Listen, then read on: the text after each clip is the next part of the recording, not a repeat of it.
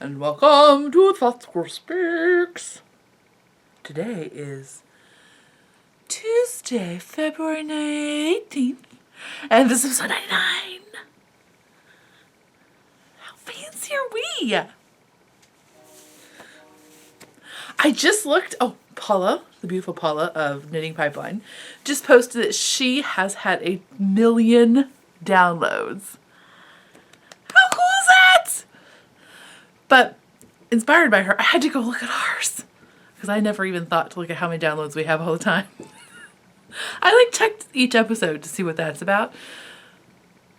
256,000 downloads. That's 250,000. That's crazy. Thank you.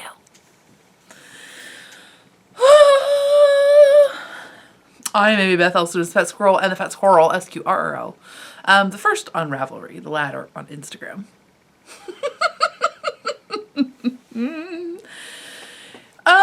What else do I have to say? Shenanigans. There are none. I know, right? It's winter, hush. It's winter. It's winter. That's all I can say. It might melt. Today approached 50 degrees and I almost opened the windows, and then I realized that that's still 50 degrees.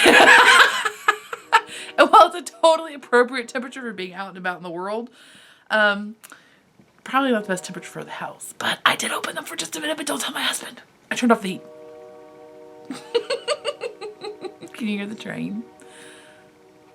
Train's going through. We get the train. Interesting. I think I've already talked about that. The interesting pickup in train traffic. Evidently, Indianapolis was made some sort of hub, which makes perfect sense because Chicago is up there just a little bit, just that way a little bit. But so that's why we're having more train traffic. But there's a train. There you go. That means nothing to you. Whatever. But I do have shenanigans of the mind. Are you ready? So this is going to be terrible. It's not going to be terrible. It's going to be fabulous. Because inspired by my discussion last week of how I cannot manage to wear socks, shoes, and a bra just to go to the bus stop. I can do 2 of 3, but I can't do 3 of 3. Now, just to verify, I do wear 3 of 3 when I'm leaving and going more than, 500 feet from the house. I promise. I do. But the bus stop and a winter coat, socks, shoes, and bra too much.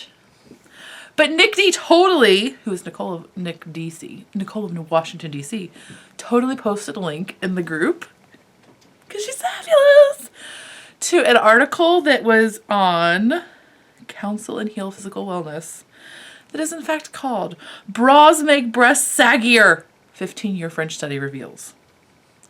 Now, this is not in the New England Medicine Journal. That's not even a thing, but you know what I mean. It's not in Scientific American. Okay, so caveats, there you go. However, without deep scientific information, it did suggest that Professor Jean-Denis Rouillon, that sounds Frenchy, right? From the University of Besançon in eastern France, claims that bras are a false necessity. Medically, physiologically, I'm quoting, medically, physiologically, anatomically, breasts gain no benefit from being denied gravity. By the way, do you not love that? From being denied. Don't deny your breasts gravity. Wait, I have a little person. Just a moment. I'll be right back. Okay, I'm back. Maybe. On the contrary, they get saggier with a bra. Did I read that already? Right? It goes on to talk about they measured the breasts of 330 people using slide rules and calipers over 15 years, and he found no evidence that bras helped ease back pain. Instead, he found that the chest supports could even add to the problem. The findings suggest that breasts would gain more tone and support themselves if no bra was used. Researchers explain that bra limits the growth of supporting breast tissues, leaving the breast to wither and degrade more quickly. I love the language in this article. The study found that women who took off their bras for good experienced a 7 millimeter lift in their nipples each year they didn't wear a bra. The researchers also found that braless women developed firmer breasts and saw their stretch marks fade. It goes on to say that if you've been wearing a bra for years, you probably will not see benefits from not wearing a bra. But hey, as long as there's not detrimental things, I'm going with it. Usually I'm all like, well, I'm reading articles. I'm like, no, this is a correlative, perhaps not a causative. I'm not examining this any further. It says that bras do not help. I'm done. Yay! So thanks, Nick DC. Yay, you. That's it, people. Science says bras don't do you any good. Just saying. Now, don't expect me to go to the Knitting Pipeline Retreat and not wear a bra, because I'm going to wear a bra. Because they get in the way. There are manual issues. Thank goodness this camera angle is not any wider, because right now this is a horror show. They get under your arms. They go everywhere. So I'm not saying that, when I'm trying to get business done, I wear a bra. But, going to the bus stop is not going to hurt you not to wear a bra. Just saying.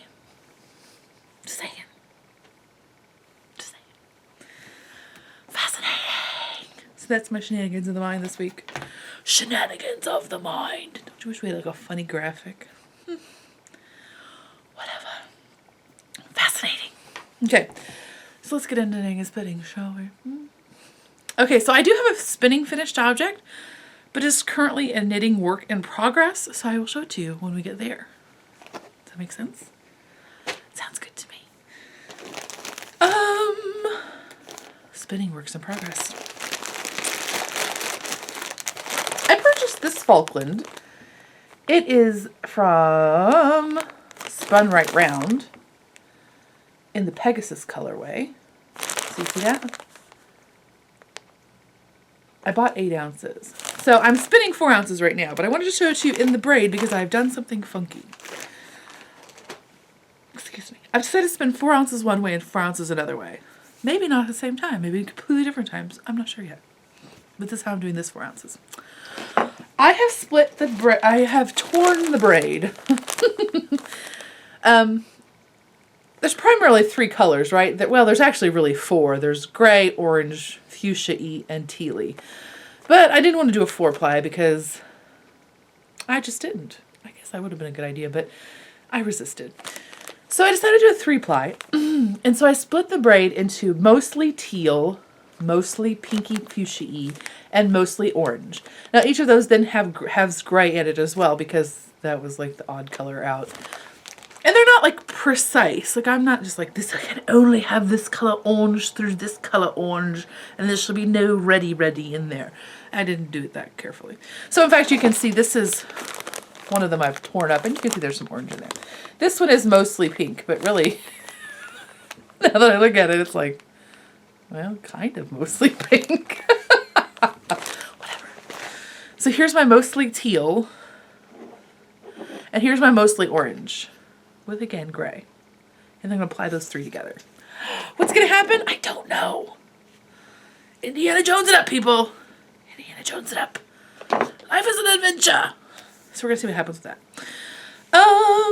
And I'm spinning that on my ladybug in no particular fashion.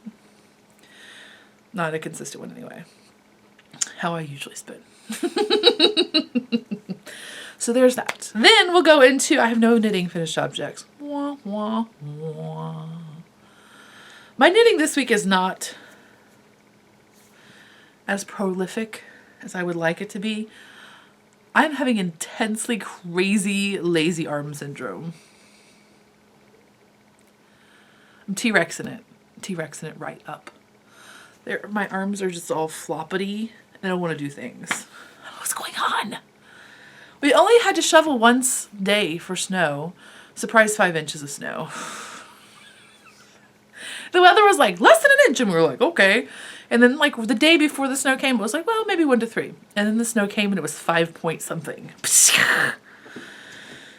I shoveled that with the aid of my husband, and quite frankly, he did more than half of it. So, I don't know. I didn't do anything crazy strenuous. I did no, didn't get out, remember those things? Did your mother have one of those, she put it on the doorknob of a room, and it was like a rowing machine. Like it was some sort of weird like rope and pulley system that was supposed to exercise your person. Do you remember that? I didn't do that. I don't know what happened. But all week I have just been like, oh, I've had like overcooked broccoli arms. It's terrible. I've really been trying to be like, am I lacking a vitamin? What's going on? I can't be lacking B12. Maybe it's vitamin D, but I don't think that gives you muscle strength. Ah! I think it's just winter. But so my knitting has not been very good because I've actually had at least 2 nights this week where I sat and watched TV with my partner and did not knit, which never happens. Ever. At all.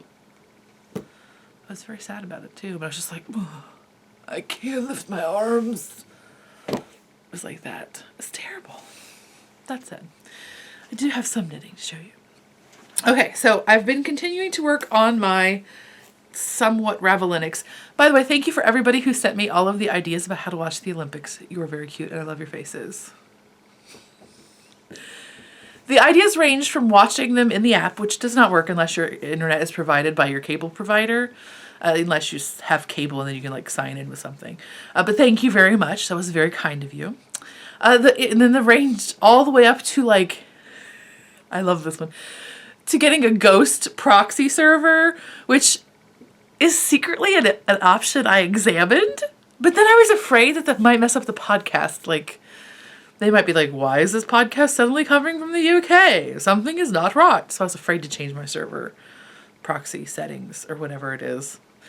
Basically what it is you can like go through this internet company and they will bounce you. I guess it's how they bounce you back and forth when they're doing all that CSI stuff and they're trying to trace you. I guess it's how they do it. I don't know. That's really not how they do it at all. I'm simple. In my mind, this is how it works. So you pay this company not very much money. And for a month, they will mask your IP address so that it looks like your IP address is coming from another country, and you can choose whichever country you like. In this case, you'll probably choose the UK or Canada because they are progressive and not only have national health care that works, but also can watch the Olympics for free online. I love America. I'm just saying maybe we could give our neighbors a call and see how to do these 2 things that are very helpful. Just saying. Moving on.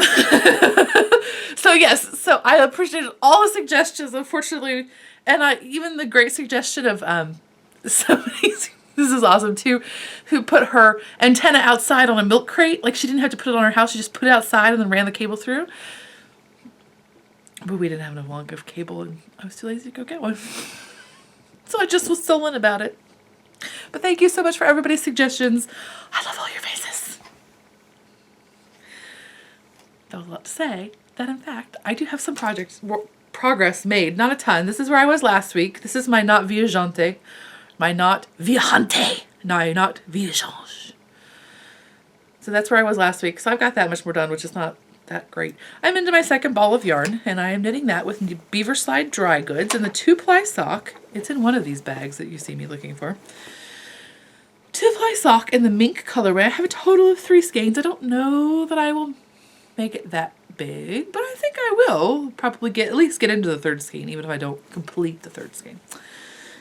And I'm knitting that on US 5s. And so the gauge is fairly open, which is what I want, but not like super lacy. So it's like a loose gauge sweater. And in fact, I think it might be what I knit my Walpole. I think that was on 3s. Never mind, I'm a liar. Anyway, it would be a gauge that would work for like a drapey sweater, but not a structured one. And I'm enjoying it quite a lot. Again, I think I talked about last week, I did change the increases because Martina Bem is this big, I am this big. So I am now past, it got as wide as my shoulders. So now up to that point I kind of did increase every row on one side, increase every other row on the other. And now I am to increase every other row on the most increasey side and increase every 4th row on the lesser increasey side. That's the scientific name for it. FYI, the less increasey side. Just saying. you want to sound like you're in the know. That's how you do it. So that's it. So the lovely Just Run It of the Stockinette Zombies did a lace weight one. She's already finished because she's magic. And she did hers the real way. So if you'd like to see one that looks like that, then you should look at her project page. Because I'm sure she put a project page up because she's better than I am. So yay, that! But also she's this big and not this big. So it makes sense for her to do the one that Martina Bed did. Hers is lace weight too. People are so much more virtuous than I am.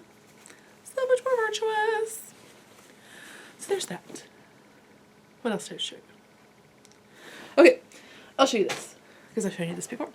I have been working on some worsted weight socks, just a little bit here and there, but I thought I would show you. I'm not done, but I did finish one of the socks. I'm knitting this with, and I may run out of yarn. I forgot to check. This is On Light Super Sock Aspen color. It's 100 grams, 75% wool, 75% wool, 25% polymid. And this is color 165, which looks like this. And I am doing a toe-up sock. It's worsted weight. Did I say that already? And I'm knitting on US 2s, I believe. US 2s.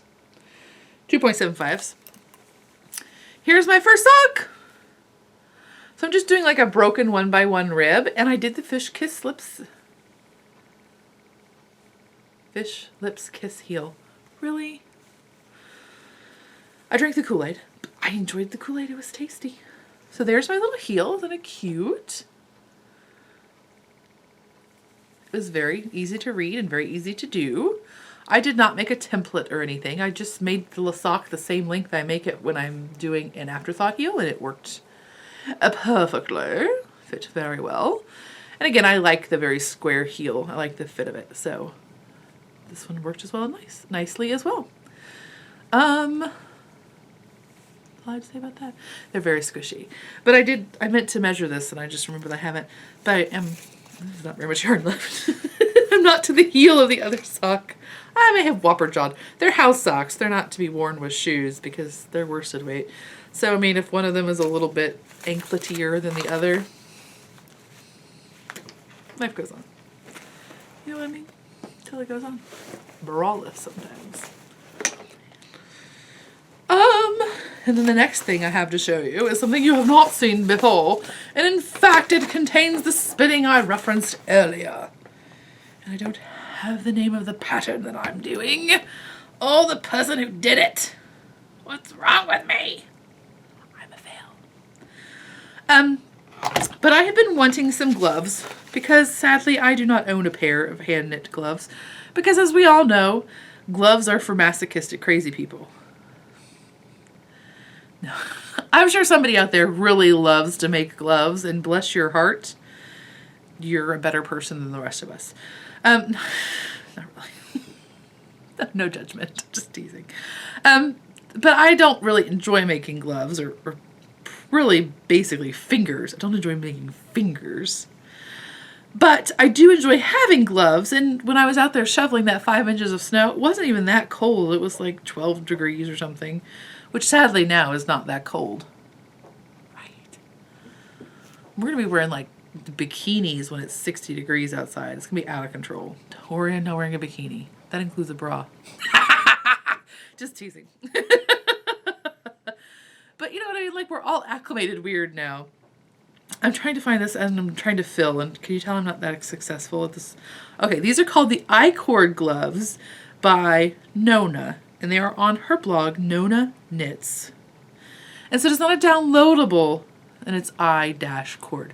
It's not a downloadable pattern. You do have to go to the blog, and I just cut and pasted it onto paper because I just did. I'm not going to use that right now. Yep. Okay, so I-Cord gloves. Okay.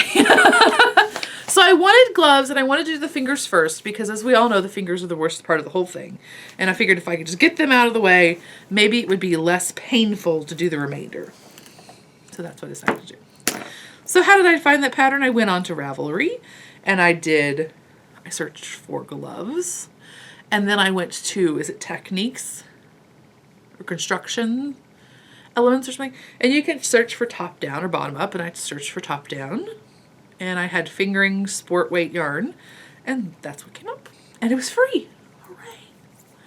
So, this method is essentially, it's kind of crazy, and it's a little bit of a leap of faith, but I'm going with it. Essentially, you make all your fingers flat. Like, pretend like you're making I-cord, see? See the ladder there? That's because you're actually making I-cord, even though, for example, this is a thumb, and I think it's on 18 stitches.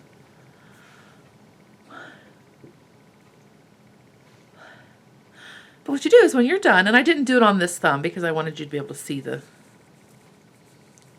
oh, you probably see it better if I stuck my finger in there. Not my thumb because it's still on only one needle. See the ladders? So when you're all done, you take a crochet hook, and I used a crochet hook slightly larger. I'm using US 1.5, which is 2.5 millimeters. So I think I took my crochet hook was either 2.7 millimeters or 3 millimeters, I can't remember, but slightly larger. I don't think it really matters. That's just what I did.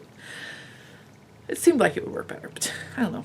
And then you go up here to the very first ladder, and then you just pick these up like you had actually dropped a stitch, and you just go and you just zip them up. It will look like you have a ladder still.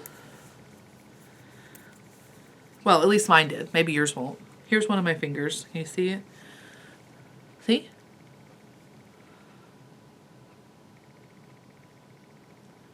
Camera. There we go. Oh, you can't really, can you see it? You can see that there's something going on there. Riveting, right? Riveting.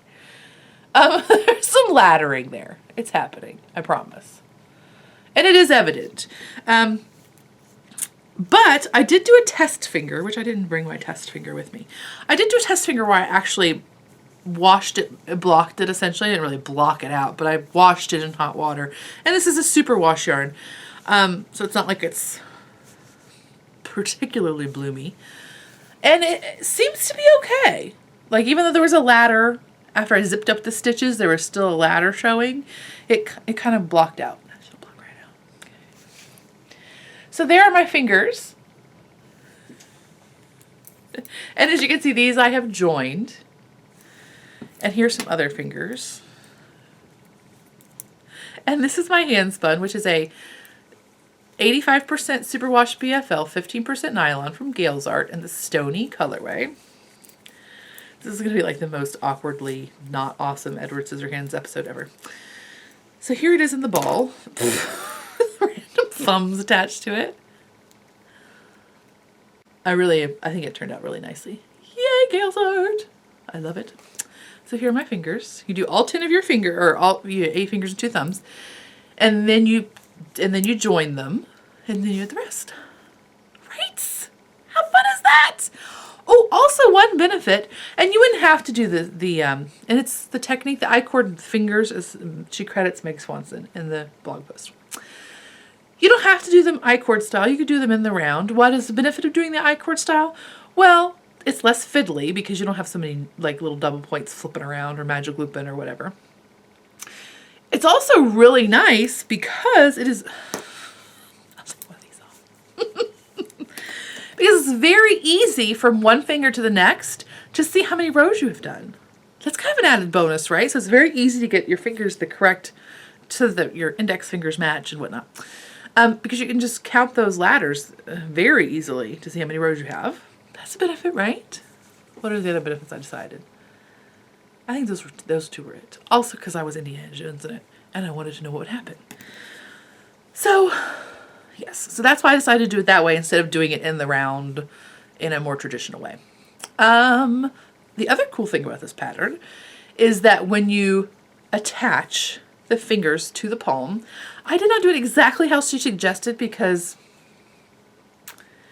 I have the attention span of a gnat, and apparently I only read the first 4 rows of the instructions and not the entire bit of them.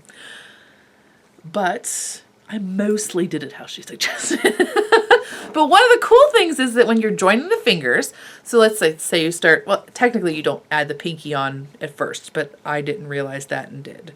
But technically you're supposed to join these 3 and then knit a few rows and then you add the pinky. I accidentally added the pinky all at the same time, so I did a short row here to make this longer. It seems like it's going to fit quite well. So but just for the ease of conversation, since this is how I did it, we're going to talk about how I did it. You start here, and you get to these, when you get to the last stitch of the pinky and the first stitch of the ring, you knit 2 together. And then you do that around. And you go back here, you do 2, knit 2 together. At each join, you knit 2 together. Then on the next round, when you get here, that stitch that was a knit 2 together, you put it, she suggests on a safety pin, but you could also use, a movable stitch marker. You put that stitch on a safety pin and you put it to the back of your work and you knit. You take this one that you knit 2 together, put it on a safety pin. You go around. When you get here again, you put this stitch on a safety pin, the one that was the knit 2 together on this side. Then you take the stitch off of the other safety pin that was over back here and you knit it up here. So it's like it crosses it over. How clever is that? And I think it works quite well. I cannot see gaps at this point. Can you see gaps? Of course you can't see gaps. What? But you really can't see gaps. How clever is that? Isn't that a great idea? So smart. So, it is, and now even though I'm knitting those in the I-cord method, it's still hard on your hands. For me, because I am not a tight knitter, so I am trying to knit this kind of tightly, and it is rough on my hands.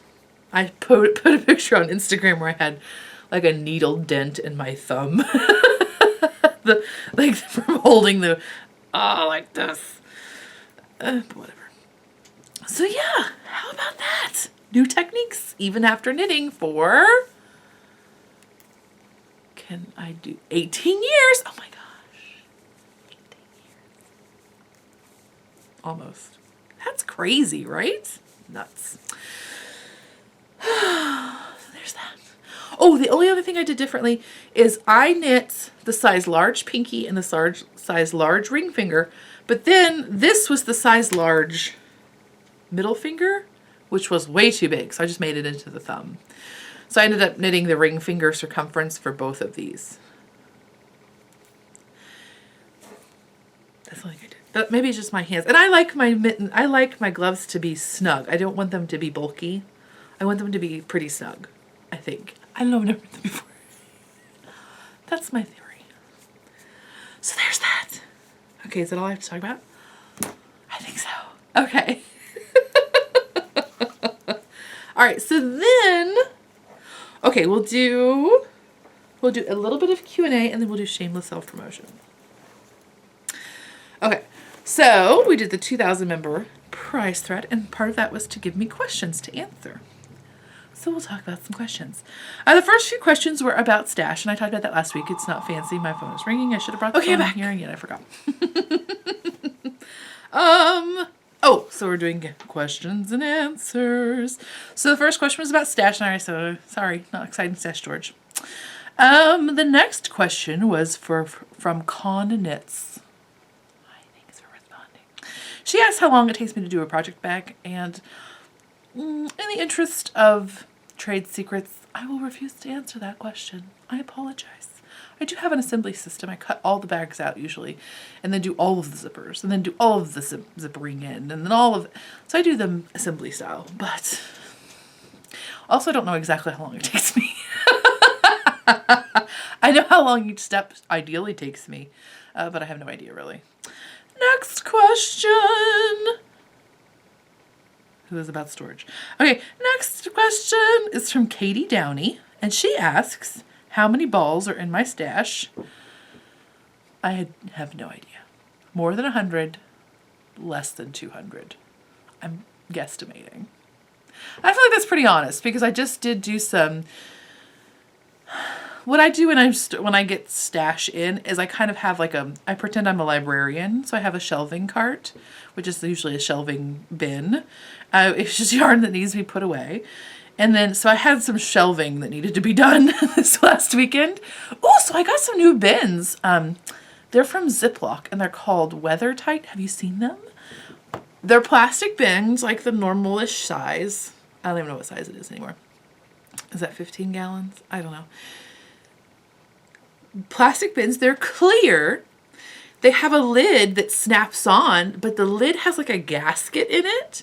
So it appears to be an I don't know if it's airtight, but it's definitely gonna prevent moths from getting into stuff. Because I'm always worried about that, because my bins are just normal snap-on lids, and I know that something could get in there. But these actually, and they have like 6 clamps on them. There's 2 on each long side and 1 on each short side. So I'm excited about those. And I think they were like $15 a piece. Maybe that's why I thought they were 15 gallons. There's number 15 in there somewhere. But I'm excited about them. I think they're going to be really good. Because I do live in fear of moths. I mean, there's lots of things I live in fear of. But in terms of stash, I live in fear of moths. That's why I have, it smells like a lavender field in my, in my yarn stash area. Because they don't like lavender. Yay. She also asked, what is my favorite go-to wool? That's a really good question.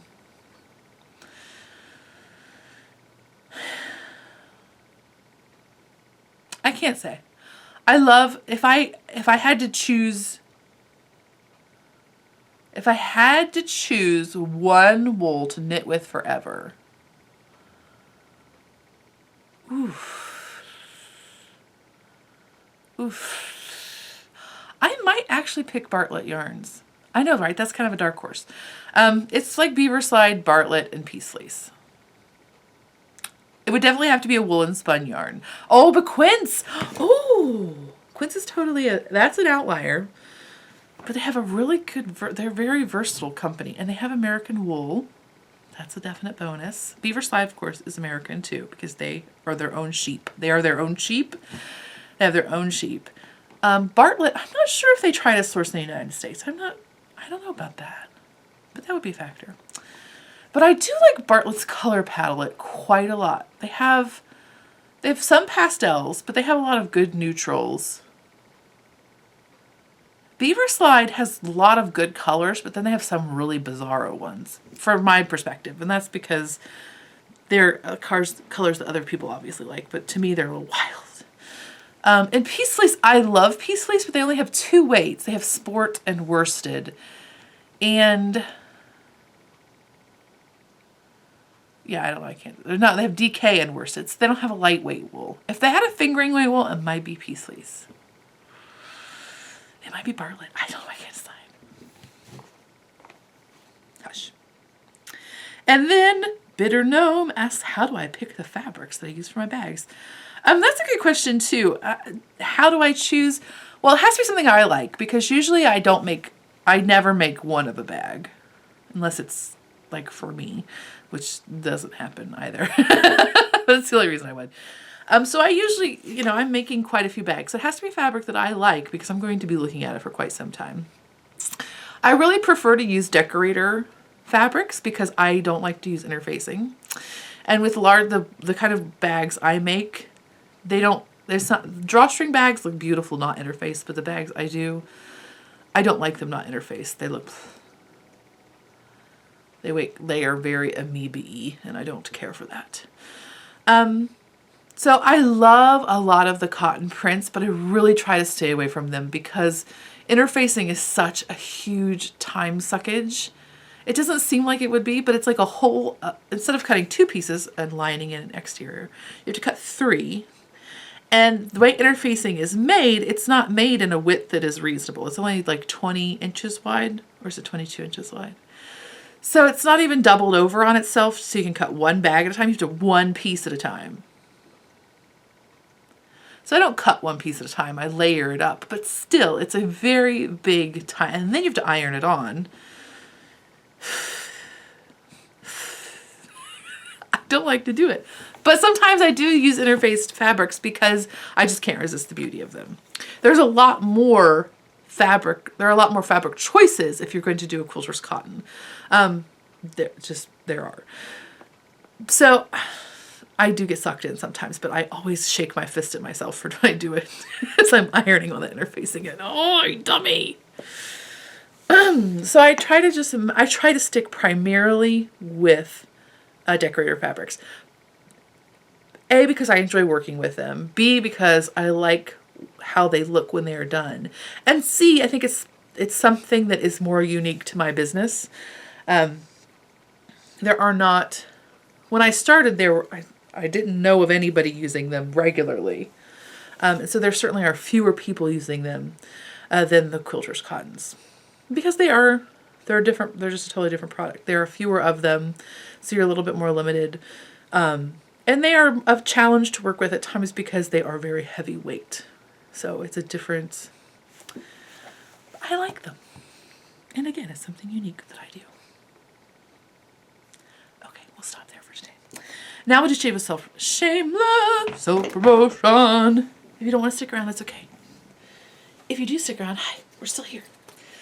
In the vein of shameless self-promotion, if you ordered a Doctor Who bag, they are all packaged up right here. They're going out in Tuesday's post. They're all right here, all of them. Ready to go out. Yay. And then this Friday, which is the 21st, yes.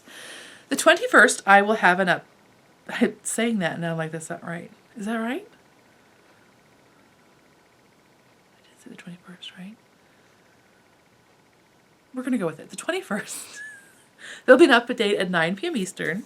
The website is on a Big Cartel, so if you just Google Fat Squirrel Fibers Big Cartel, it'll give you the site. Or you can go to the blog, which is thefatsquirrel.com, and in the right-hand corner there's a shop.